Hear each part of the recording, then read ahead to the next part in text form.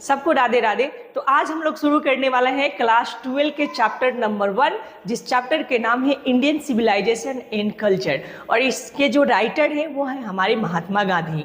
तो चलिए इस चैप्टर को हम लोग पूर्ण रूप से व्याख्या करेंगे। हम लोग एक एक पैराग्राफ को भी देखेंगे, लेकिन पैराग्राफ देखने से पहले हम लोग जो चैप्टर का इंट्रोडक्शन होता है उसे देखेंगे, ठीक है ना। और ये सारी जो इंट्रोडक्शन आप देखेंगे ना, इससे बहुत सारे क्वेश्चन एडजेक्टिव पूछ सकता है आपसे, ठीक है ना। सब्जेक्टिव में क्वेश्चन आ सकते हैं। तो हम लोग एक एक, ठीक है ना, लाइन को, ठीक है ना, ग्रामर के अकॉर्डिंग और साथ ही साथ हम लोग वर्ड मीनिंग के अकॉर्डिंग हम लोग समझने वाले हैं। तो आप लास्ट तक इस वीडियो को देखें, आपको ये वीडियो काफ़ी पसंद आएगी और इससे आपको कुछ ना कुछ जरूर सीखने को मिलेगी। तो चलिए बिना समय बर्बाद किए हुए इस चैप्टर पर आते हैं। तो जैसे कि चैप्टर के नाम देख सकते हैं, चैप्टर के नाम है इंडियन सिविलाइजेशन एंड कल्चर, और राइटर कौन है तो महात्मा गांधी। यहाँ पर देख सकते हैं राइटर के नाम क्या है, महात्मा गांधी। अगर मैं महात्मा गांधी की बात करूँ तो महात्मा गांधी का पूरा नाम क्या है, तो देखिए सर, महात्मा गांधी के पूरा नाम जो है वो मोहनदास करमचंद गांधी है, ठीक है ना। महात्मा गांधी का पूरा नाम क्या है तो मोहनदास करमचंद गांधी है, ठीक है। एंड इनकी प्रत्येक चैप्टर के, ठीक है ना, प्रत्येक चैप्टर के जो आगे पहले जो पन्ने पर इंट्रोडक्शन लिखा हुआ रहेगा, तो उसमें पहली बार जो यहाँ पर राइट किया होगा, नहीं फर्स्ट जहाँ यहाँ पर राइट किया होगा, समझिएगा वो जन्म है, और ये लास्ट जो राइट किया है वो समझिए कि उनकी मृत्यु यानी डेट के, ठीक है ना, सन है, ठीक है। तो यहाँ पर आप देख सकते हैं कि इनकी जन्म की बात करूँ तो इनकी जन्म ना 2 अक्टूबर, जैसे हम सब जानते हैं कि इनकी जन्म जो है 2 अक्टूबर 1869 को हुआ था, ठीक। तो इनकी मृत्यु की बात करूँ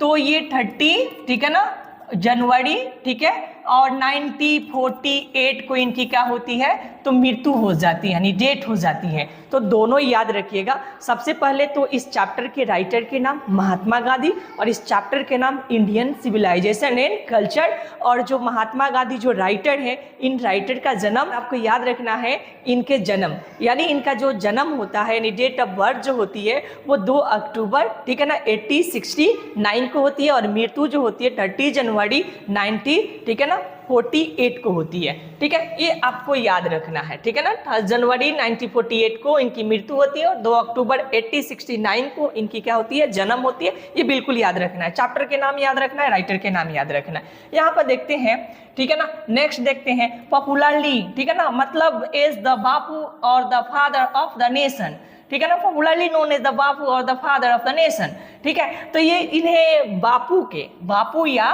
राष्ट्रपिता के नाम से क्या होता है, जाना जाता है। More the spiritual leader than the politician, was the more spiritual leader than the politician, यानी राजनीतिक यज्ञ से ज्यादा ये आध्यात्मिक नेता थे। ही यानी वो सक्सेसफुली यानी सफलतापूर्वक, यानी वो सफलतापूर्वक यूज यानी प्रयोग किए, यानी वो सफलतापूर्वक प्रयोग किए ट्रूथ यानी सत्य, एंड द नॉन वायलेंस यानी सत्य और अहिंसा का, इज द चीफ वीपेंस यानी मुख्य हथियार के रूप में। द चिप्स का मतलब, यहाँ पर चिप्स का मतलब मुख्य, वीपेंस का मतलब हथियार, अगेंस्ट द ब्रिटिश रूल के खिलाफ इन इंडिया, कहाँ तो इंडिया में। तो बात करें तो यहाँ पर दिया हुआ कि he successfully used truth and non violence as the chief weapons the against the British rule in India, and बोले तो help the India gain the independence. उन्होंने भारत में ब्रिटिश के शासन के खिलाफ मुख्य हथियार के रूप में किस चीज का प्रयोग किए, सत्य और अहिंसा का प्रयोग किए। तो ये भी क्वेश्चन आ सकता है कि बोलिए कि महात्मा गांधी ने, ठीक है ना, ब्रिटिश रूल के खिलाफ क्या यूज किया था, तो महात्मा गांधी ने, ठीक है ना, ब्रिटिश रूल के खिलाफ सत्य और अहिंसा का क्या किए थे, उन्होंने प्रयोग किया था। यानी Mahatma Gandhi use to truth and non violence against the British rule, against the British rule, यानी ब्रिटिश रूल के खिलाफ उन्होंने सत्य और अहिंसा का प्रयोग किया। ये 2 चीज याद रखिएगा।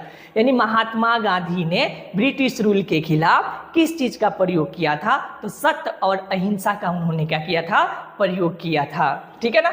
यहाँ पर देख सकते हैं सत्य और अहिंसा का, अहिंसा यानी बिना हिंसा किए हुए, ठीक है, अपने कामों को पूरा करना, ठीक है, सरकार से मांगों को पूरा करना, यानी ये बिना मतलब ये बिना अपने शक्ति को दिखाए, बिना कोई हिंसा किए, ये अंग्रेजों के खिलाफ किया किए थे। एक आंदोलन छेड़ा हुआ था और उसमें इन्होंने उस चीज को प्राप्त भी किया, ठीक है ना। तो बोल सकते हैं उन्होंने भारत में ब्रिटिश शासन के खिलाफ, ठीक है ना, मुख्य हथियार के रूप में सत्य और अहिंसा के सफलतापूर्वक क्या किया, इस्तेमाल किया, यानी प्रयोग किया, जिससे भारत को आज़ादी दिलाने में मदद मिली, ठीक है ना, जिससे भारत को आज़ादी मिली, ऐसे बोल सकते हैं। फ्रॉम 1915 टिल 1948, मतलब ये 1915 से लेकर, ठीक है ना, 1948 तक, ठीक है ना, फ्रॉम 1915 टिल द 1948, यानी 1915 से लेकर, यानी 1915 से लेकर, ठीक है ना, 1948 तक ही कंप्लीटली, यानी वो पूरी तरह से डोमिनेट, यानी शामिल थे, यानी दबदबा बनाए रखे थे, किसमें, तो इंडियन पॉलिटिक्स, यानी भारतीय जो राजनीति थी वो पूरी तरह से अपना उसमें दबदबा बनाकर रखे हुए थे, यानी वो पूरी तरह से उसमें इन्वॉल्व थे, यानी पूरी तरह से ये शामिल थे भारतीय राजनीति में। तो ये भी आ सकता है कि बोलिए महात्मा गांधी कब से लेकर कब तक पूरी तरह से अपने आप को समर्पित कर दिए थे भारतीय राजनीति में, ठीक है ना।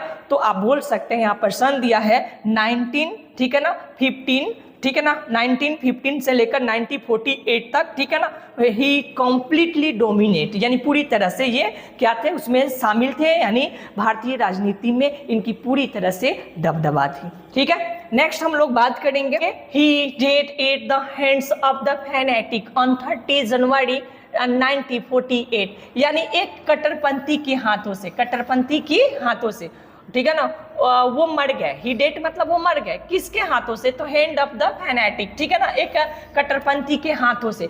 कब मरे, ऑन 30 जनवरी 1948, यानी 30 जनवरी 1948 में एक कट्टरपंथी के हाथों से उनकी क्या होती है, मृत्यु हो जाती है। यानी बात करें तो 1948 यानी 30 जनवरी को एक कट्टरपंथी के हाथों से उनकी मृत्यु क्या हुई, हो जाती है, यानी हो गई, ठीक है। हिज यानी अपने, ठीक है ना, ऑटोबायोग्राफी, अपने आत्मकथा में, ठीक है। देखिए यहाँ पर ऑटो हटा दीजिएगा, ऑटो हटा दीजिएगा तो बायोग्राफी हो जाएगी, यानी बायोग्राफी मतलब दूसरी की कहानी, और ऑटो का मतलब होता है आत्मकथा, ठीक है ना। ऑटो का मतलब आत्म, बायोग्राफी मतलब कथा, ठीक है ना, आत्मकथा। तो जब खुद की कहानी कोई लिखा जाता है तो हम उसे बोलते हैं ऑटोबायोग्राफी। तो ऑटोबायोग्राफी यानी अपनी आत्मकथा, ठीक है ना, इनकी एक आत्मकथा है, माई एक्सपेरिमेंट विथ ट्रूथ, इनके सत्य के साथ प्रयोग, यानी इनका सत्य के साथ क्या है, प्रयोग, एक उनका बुक है। ये याद रखिएगा कि महात्मा गांधी के ऑटोबायोग्राफी जो था उस बुक का क्या नाम है, तो एकदम आप बेहिचक बोलिएगा, माई एक्सपेरिमेंट्स विथ ट्रूथ, यानी सत्य के साथ मेरा प्रयोग है। And the numerous the article that is the wrote for the Young India and the speeches that is the delivered on different occasion, और यंग इंडिया के लिए लिखे गए उनके कई लेख और विभिन्न अवसरों पर दिए गए उनका भाषण। देखिए डिफरेंस मतलब विभिन्न, अलग अलग, ओकेशन मतलब अवसर, डिलीवर्ड मतलब दिए गए, स्पीच यानी बहुत सारे भाषण, ठीक है ना, यंग इंडिया। तो बोल सकते हैं यहाँ पर कि और यंग इंडिया के लिए उनके कई लेख और विभिन्न अवसरों पर दिए गए भाषण।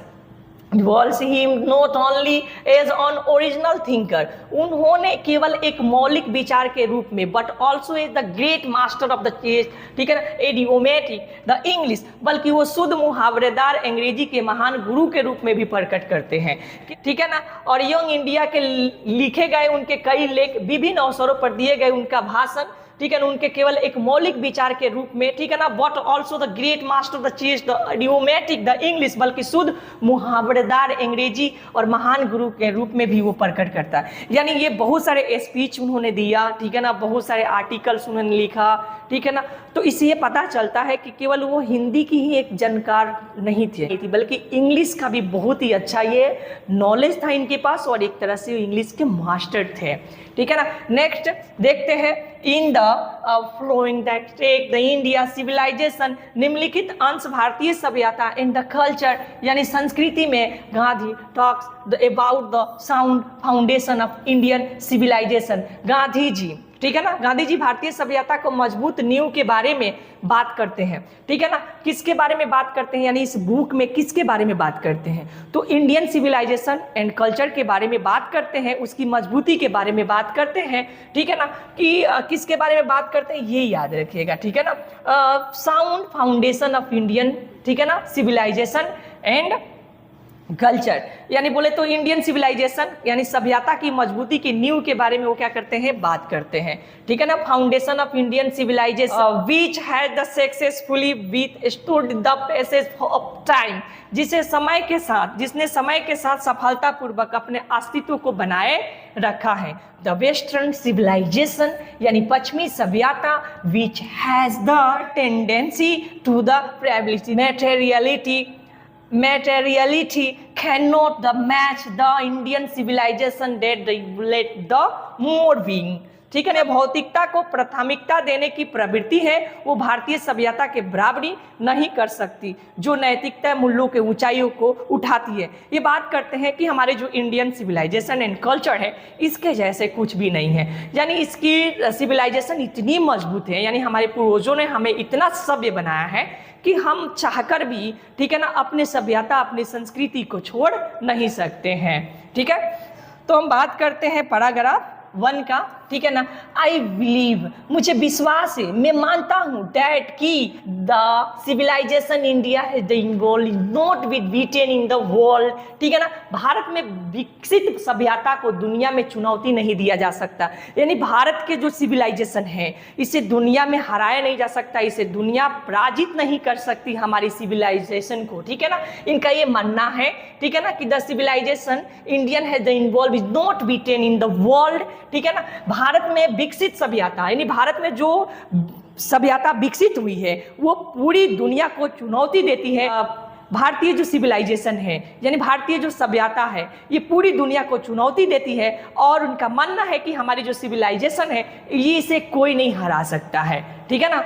नेक्स्ट देखते हैं, और इन्होंने कंपेयर भी किया है कुछ कंट्री से, उन्होंने कंपेयर किया है नोथिंग कैन इक्वल, ठीक है ना। आगे मिलेगा कुछ भी बराबर नहीं है, द सीड यानी बीज के, द सोवन बोया गया बाई आवर अनेस्टर, हमारे पूर्वजों के द्वारा, ठीक है ना, बोए गए बीज के बराबर कुछ भी नहीं हो सकता, हमारे पूर्वजों द्वारा बोए गए बीज के बराबर कुछ भी नहीं हो सकता। यानी ये बीज की बात हमारे बोलते हैं कि हमारे जो पूर्वज जो थे ना, हमारे अंदर जो संस्कार भरा है, हमारे अंदर जो सिविलाइजेशन भरी है, ठीक है ना, जो कल्चर हम लेकर चलते हैं इसके बराबर कुछ भी नहीं हो सकता, ये बात कह रहे हैं। और कह रहे हैं, कंपेयर भी कर रहे हैं कि दुनिया में हमारी सिविलाइजेशन को कोई चुनौती नहीं दे सकती, इसे हरा नहीं सकता, इसे कोई पराजित नहीं कर सकता। और ये कहते हुए कुछ कंट्रीज को लेकर हमारे सिविलाइजेशन और उनके सिविलाइजेशन में कंपेयर भी किए हैं। देखिए आगे, रोम वेंट, ये बोल रहे हैं कि रोम खत्म हो गया, यानी रोम गया, वेंट रोम गया, दुनिया से मिट गया। ग्रीस द शेयर्ड, और ग्रीस ने द सेम फैक्ट, ग्रीस का भी वही हाल। द माइट ऑफ द फिरौन वाज द ब्रोकन, और फिरौन का बल टूट गया। Japan has become the westernize, Japan पश्चिमी देशों की तरह बन गया। जापान कैसे बन गया? तो वेस्टर्नाइज के जैसे बन गया, ठीक है ना। अब the China is nothing can be sad, ठीक है ना, बोले कि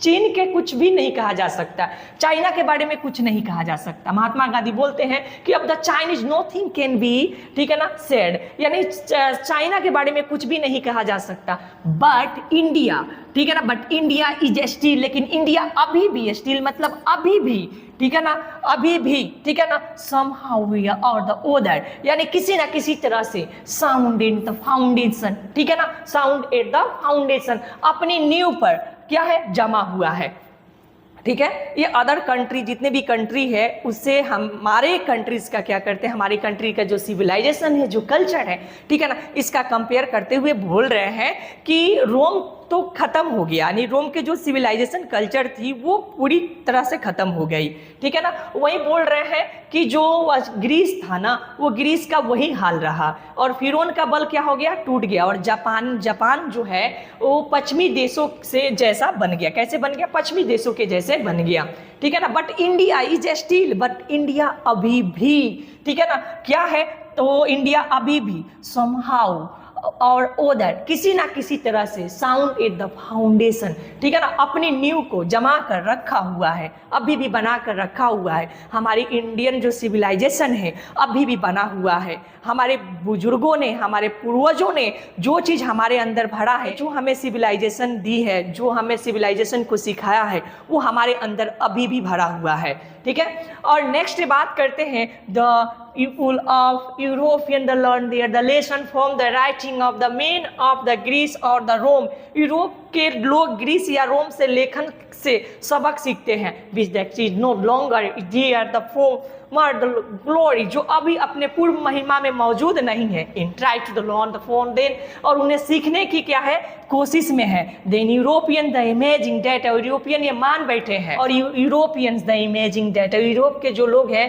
वो इमेजिंग करते हैं, ऐसे मान बैठे हैं कि they will be the without the mistake of, ठीक है ना, ग्रीस एंड द रोम, वो ग्रीस और रोम की गलतियों से बच जाएंगे। सच दियर द पिटिएबल कंडीशन, उनकी ऐसी दयनीय स्थिति है। महात्मा गांधी ये फर्स्ट में बता रहे हैं। जो हमारा फर्स्ट पैराग्राफ है उसमें महात्मा गांधी क्या करते हैं, अभी जो हमने फर्स्ट पैराग्राफ देखा इसमें महात्मा गांधी बता रहे हैं हमारा जो सिविलाइजेशन है, इस सिविलाइजेशन को दुनिया में कोई भी ऐसी कंट्री नहीं है जो अपने सिविलाइजेशन से हमारे सिविलाइजेशन को चुनौती दे सके, हमारे सिविलाइजेशन को पराजित कर सके, हरा सके, ठीक है ना। वो अदर कंट्री से, रोम से, ठीक है ना, जापान से, चाइना से, ठीक है, ग्रीस से ये क्या कर रहे हैं, कंपेयर कर रहे हैं, तुलना कर रहे हैं और बताने की कोशिश कर रहे हैं कि हमारा जो सिविलाइजेशन है अभी भी ज्यों का त्यों बना हुआ है और ये सब किसकी देन है, तो हमारे एंसेस्टर यानी हमारे पूर्वजों की देन है, ठीक है ना। इस चीज़ के बारे में वो बात करते हैं। नेक्स्ट, अब पैराग्राफ 1 कंप्लीट होने के बाद अब हम देखने वाले हैं पैराग्राफ 2, यानी पैराग्राफ 2 के हम लोग अब स्टडी करेंगे।